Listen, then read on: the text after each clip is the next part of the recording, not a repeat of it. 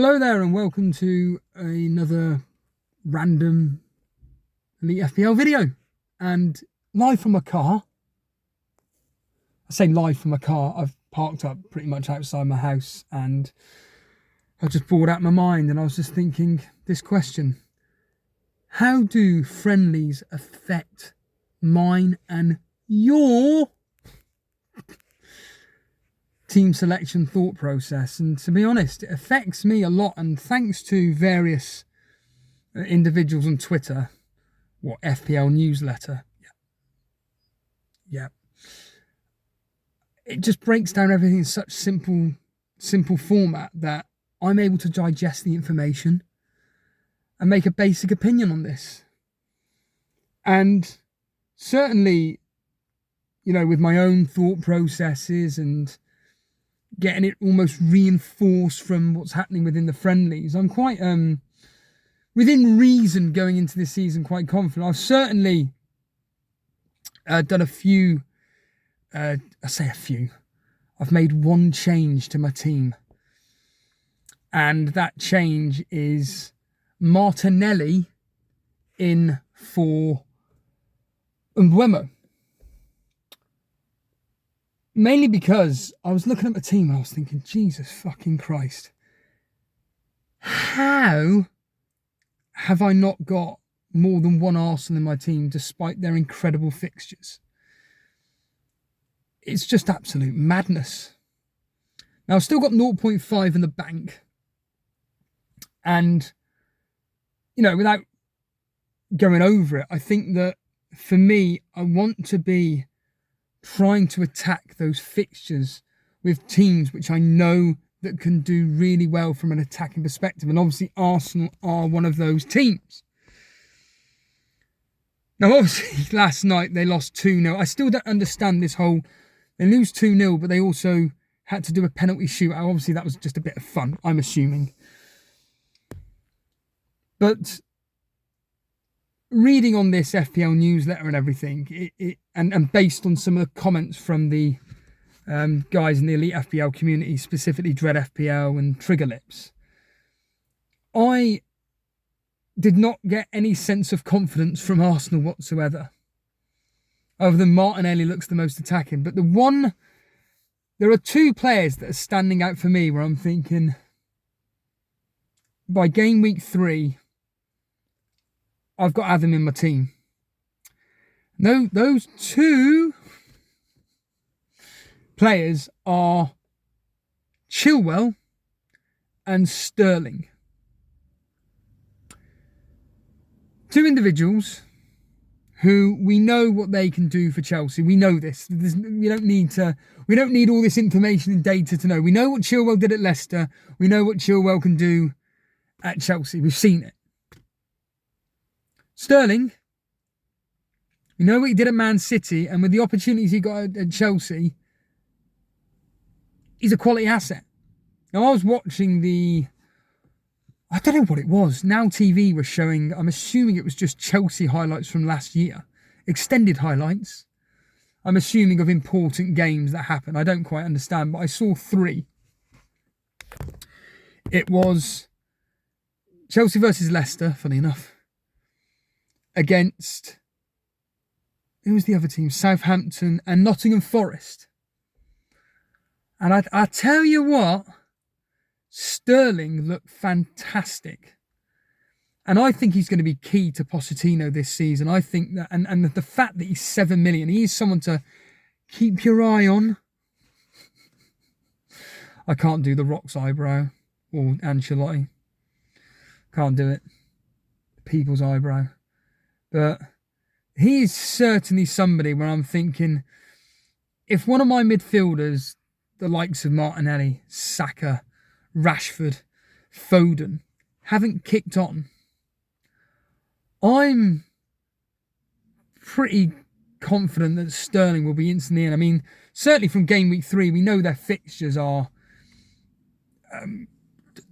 top notch. Let's get real here. They're very, very good fixtures. And reading on this FPL newsletter, like I say, even though it's given us basic information, but on the 2 friendlies they've had, it's just constantly said this: Chilwell has looked very attacking. Chilwell has looked very attacking. So I'm kind of thinking that he could be an absolute steal at 5.5. Again, I reiterate this point. We know what these players can do. We've seen it in the past. There's past data. And this season, underneath Pochettino, a manager who likes to attack. And I keep saying this. I'm going to be putting 50p on that game between Chelsea and Liverpool ending 3-2 either way. That's £1, isn't it, Steve-O? Yeah. So I'll be doing that. I don't know why I just see 3-2. Mainly based on the fact that when Tottenham used to play Liverpool in the Champions League, wasn't it like end to end? And I think like from Liverpool point of view, I think this season Liverpool, I think their front five that they're going to have interchanging with one another, they're going to be fucking incredible. I think any Liverpool fans out there, as patronising as it sounds, I think you're going to be in for a really fun season. But will Trent Alexander-Arnold be worth the 8 million? I don't know. I really don't know. I think that if within the first 4 games, if he hasn't registered 1 attack in return and 0 clean sheets, he's going to be sold in the bucket load. I think potentially by game week 5 or 6, he could potentially be down to about 7.7, 7.6, potentially. And I reckon like their strike force of the likes of Salah, Jota, Nunez, Gakpo, Diaz, I think one of those 5 is going to shoot right up. And I think that a lot of people are going to be going from Trent to one of those 5. Whichever one it is, I don't know. But I think Liverpool, from an attacking point of view, are going to be absolutely incredible this year. I really do. I'm excited for them. But I'm happy to go with Trent to start with. Although, ironically, if I was to downgrade Trent to Chilwell, it would mean then I could... Well, I haven't actually checked this out. I'm speaking absolute shit. But I could potentially upgrade Calvert-Lewin. My love affair, as Jason says. Potentially swap him to Kane. But I don't think I've got the money for that, because that's what, 2.5 plus half 3. Yeah, I can't do that. You're speaking shit, Steve-O. But another player that's standing out for Chelsea, and by all accounts, he's a top player. It's Nkunku. 7.5 striker, obviously, for Chelsea in the game. He's apparently performing very, very well. Another high-quality player that... a lot of expectations are going to be put on his shoulders next season. The one player I have heard a bit concerns about, thanks to Trigger Lips, I'm not going to lie, Havertz. And I skipped through a YouTube channel which did the predicted 11 for this season. And they had Havertz playing behind Declan Rice with Martinelli, Odegaard and Saka behind Jesus. And I'm thinking, Havertz, if anything, is going to be playing the Odegaard role.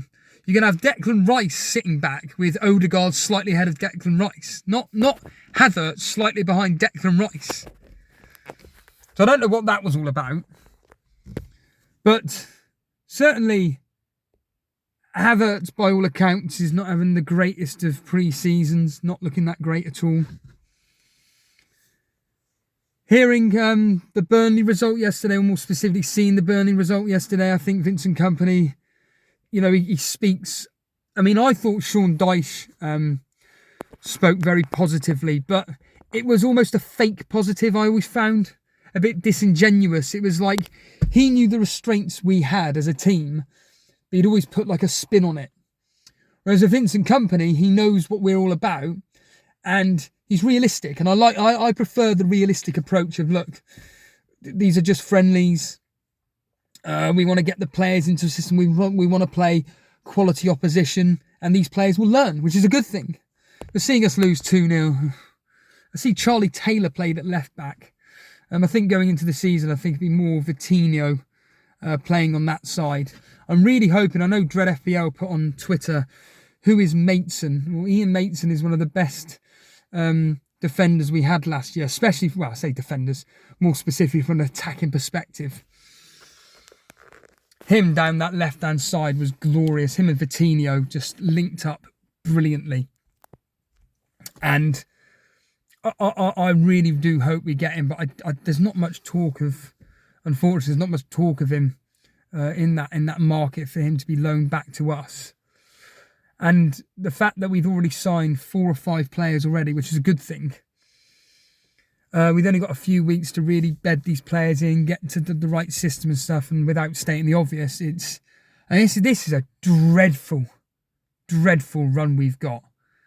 Man City at home, blank.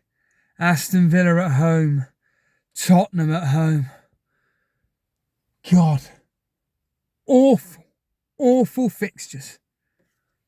Like, I don't see us getting anything out of those games. I mean, Man City stating the bloody obvious. Aston Villa, no chance. And Tottenham, I mean, we've got a terrible record against Tottenham anyway, but we've got no chance against them. And we'll be lucky. I reckon, don't get me wrong, I think across those 3 we'll score maybe 2 goals. I just have this feeling we'll score against Man City. I don't think we'll score against Aston Villa, surprisingly. I don't know why. I just think defensively, Aston Villa are very, very good. And then, of course, you've got Tottenham, who sound like, from a friendly point of view and defensive point of view, they're going to be all over the place. So I think there's a chance that we could get something against them. But yeah, I really do think that looking into these friendlies is the first time I've been thinking, right, I may have to seriously consider these players. But still going on the fixtures, I'm still relatively happy with a team. I've still got the Flecken in goal with Areola, even though I think James from Planet FPL was a bit concerned, and even I am thinking that Fabianski will be number 1, even though Areola played in a friendly yesterday, funny enough. But I think that Fabianski's more safe hands. I wonder if that'd be the thumbnail. So a safe pair of hands for Fabianski, quite literally as well. Flecken, but I'm still tempted with Ramsdale. I'm still tempted to spend that 0.5 that I've got left in the bank on Ramsdale, which means I've got the triple Arsenal.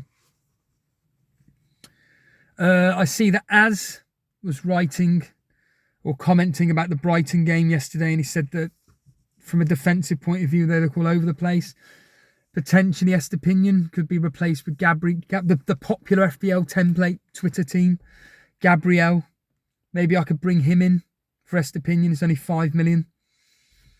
Even though, wasn't it Gabriel apparently at fault for some of the Man United goals? And yeah, it's still got Trent, like I said. Who's the other player I've got? I've completely forgotten who it is. Oh, it's Luke Shaw. He's a lock. Guaranteed starter. Yeah, but what about Onana? Fuck me. If I hear that fucking name again, the amount of people banging on about Onana, shut the fuck up. Like, honestly, I sometimes worry about some people when it comes to Twitter and the online world and the way they use it in the sense of like, oh my God, Onana, you got to get him in your team. Like, my whole news feed was just bombarded with it. Like, I was just thinking, oh, this sounds awful. Just get a fucking life, man. Fuck me. I've been told to get a family. Think about that. Just because I went to a fucking airport to do some poxy stream about how Fantasy Premier League has helped me choose a Sky Fantasy team. Can't even do that without some cunt saying you need to get a life, mate, and get a family. Think about that. What was another comment someone said? What the fuck was it again? Oh, it was something quite offensive, and I was thinking, you cheeky cunt. I'd love it to see these people say it to my face. So my brother made this point yesterday about something, and he was just like, I'm telling you now, if those people say something, I'm going to be slamming them. And I think, yeah, so many occasions, people need a good fucking slap. Are you advocating violence? I'm not advocating the use of violence. I'm talking in their language. There's the first office quote, even though it's not a quote directly. But yeah, there was a really offensive comment, and you won't be able to see any of it because they're all held for review.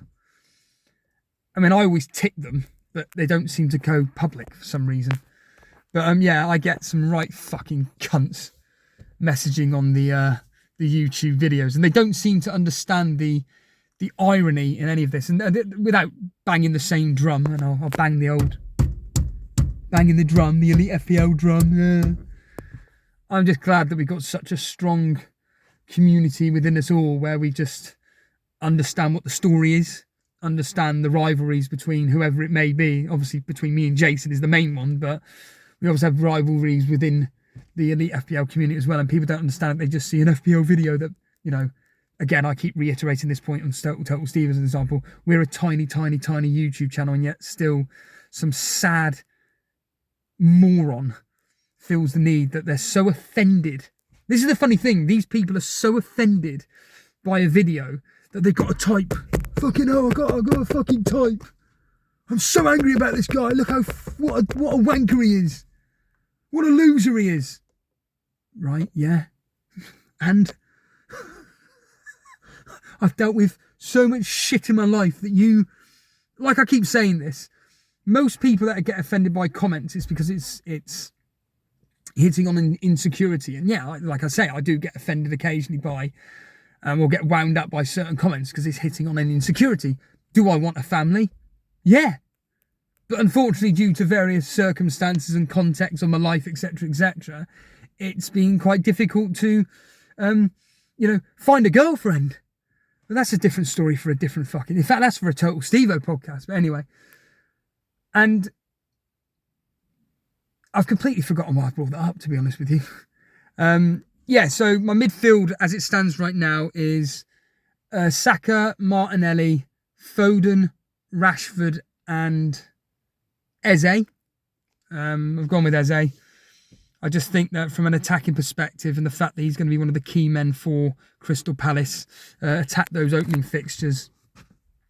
And then up front, it's still, along with Haaland, it's still Calvert-Lewin.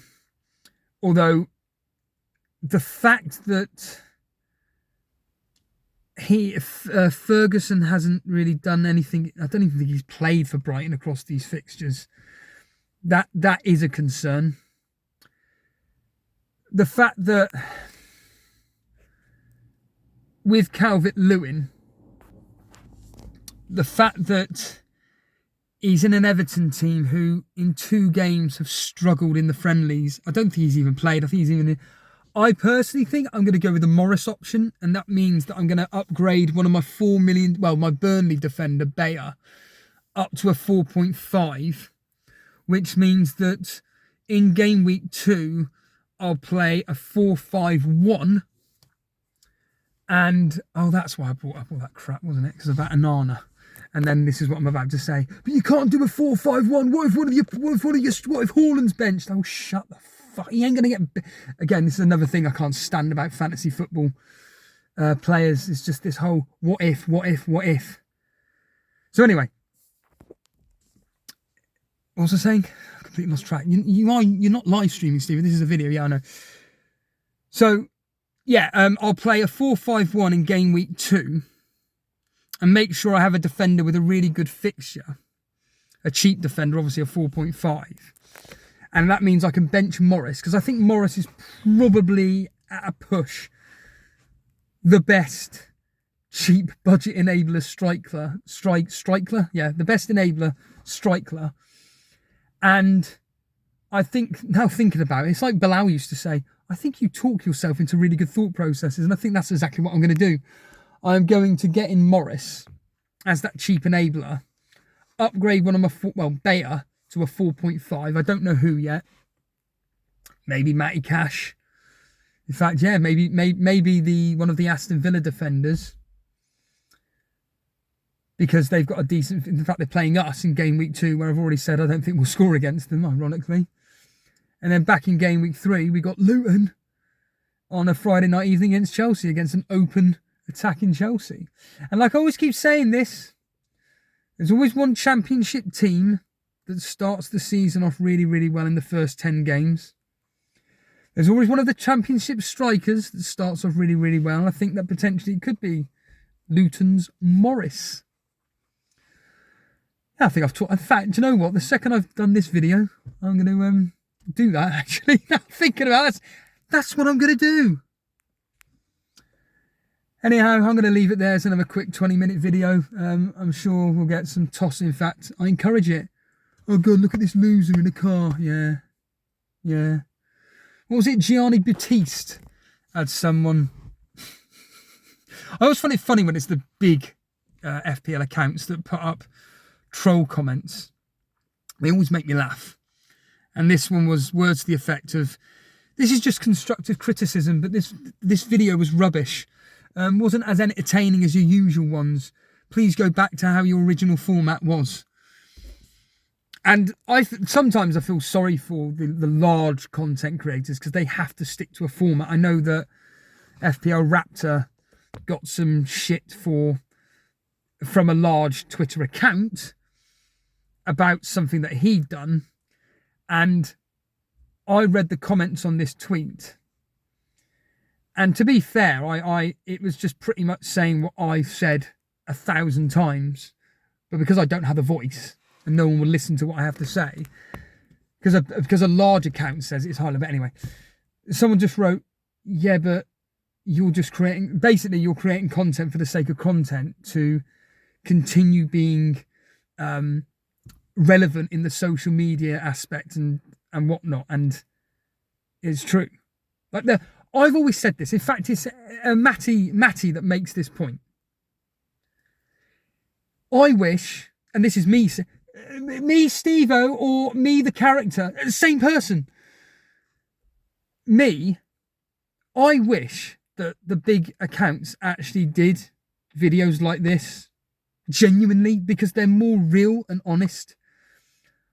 It's why I don't I'm only subscribed to 2 FPL channels, and I've already said this, is Harry and Let's Talk FPL, but I don't watch their videos because it doesn't interest me. I'm not interested in best FPL goalkeepers, best budget option, best strikers. I don't need to watch it.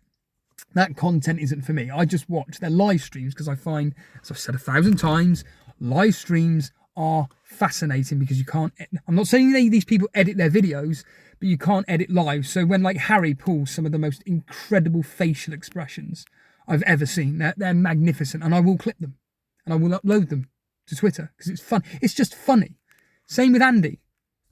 Some of the things Andy says and comes out with, I think, should he have said that? I'll clip it for a laugh. Nothing offensive. I would never do anything like that. I just do things for a laugh. But I remember when Andy did a live stream from his car. Fascinating. 4,000 people just tuning into this guy. And I wish more content creators did things like this, where it's just in a car, at an airport, in a zoo, in a graveyard, in a park, at the beach, whatever, just chatting absolute fucking shite about their thought processes, what they're thinking on that day about, in this context, obviously fantasy football. And then if they want to throw in, about a good training session they had, like I just had with my legs, even though they're stick thin still. But, brilliant. It's interesting. There are people out there interested, but unfortunately for these guys, they sadly have to produce the content that they do because, as this individual said on Raptor's tweet defending himself against this other big FPL account,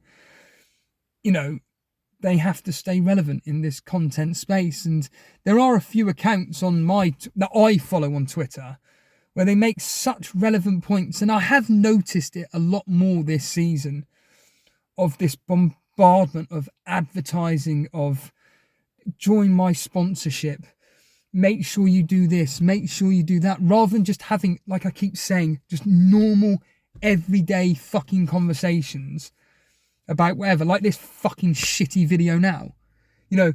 Most people watching this will hopefully be enjoying the crap that I'm coming out with. But there will be some muppet that's like, who is this idiot? Why the fuck is he doing this for? How dare this guy? As I keep saying, you don't have to watch it. Like if Andy was to do a video like this, I can guarantee he'll get some morons messaging him saying, don't like it. I prefer you having a nice behind the green screen and everything. If Harry was to do it, I can't do this. I'd rather you have the graphics up front. The problem is like, people just don't see the person behind the camera. They just see an individual just rattling off stats and opinions and everything, rather than you as the audience wanting to just kind of get to know the person. Yeah, I just, like I say, I just wish some large FPL accounts did it. And I've said this 1,000 times before. Sometimes when I'm watching streams, I actually prefer it when, in fact, I remember when, for instance, Raptor, as an example, was on stream, and he was just chatting absolute nonsense. And it was like, this is great. This is so refreshing. Because for people like me, I don't need to. In fact, the other day when I did a stream, when I did that impromptu stream the other day, someone, 2 messages with block capital letters. Do I go with Martinelli or Odegaard? Calm yourself down. Are you that? You know, it's because they want to get their name read out.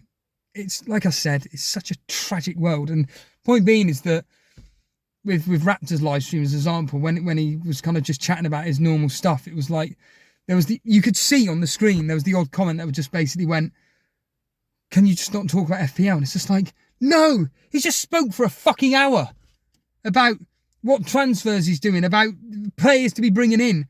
What more can he fucking add? I'd rather hear him talk about the looking for a girlfriend or his gym routine. It's more interesting. Fuck me. How many times has he answered the question, do I go Martinelli or Saka? Shall I get a Nana or Ramsdale? Fucking hell. Like I say, I just prefer seeing the real person behind the camera. It's just more entertaining. And on that note, I'm getting out of here. Cheers all. See you later.